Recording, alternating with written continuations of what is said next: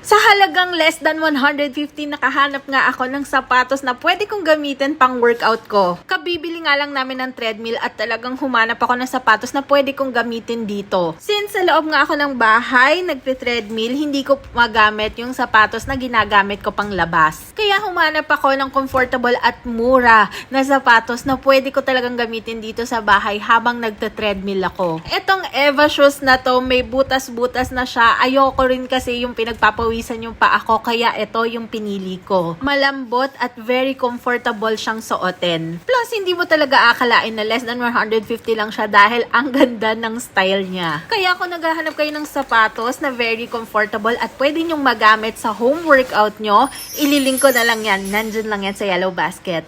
Sa halagang less than 150, nakahanap nga ako ng sapatos na pwede kong gamitin pang workout ko. Kabibili nga lang namin ng treadmill at talagang humanap ako ng sapatos na pwede kong gamitin dito. Since sa loob nga ako ng bahay, nagpe-treadmill, hindi ko magamit yung sapatos na ginagamit ko pang labas. Kaya humanap ako ng comfortable at mura na sapatos na pwede ko talagang gamitin dito sa bahay habang nagte-treadmill ako. Etong Eva shoes na to, may butas-butas na siya. Ayoko rin kasi yung pinagpapawisan yung paa ko, kaya ito yung pinili ko. Malambot at very comfortable siyang suotin. Plus, hindi mo talaga akalain na less than 150 lang siya dahil ang ganda ng style niya. Kaya kung naghahanap kayo ng sapatos na very comfortable at pwede nyong magamit sa home workout nyo, ililink ko na lang yan. Nandun lang yan sa yellow basket.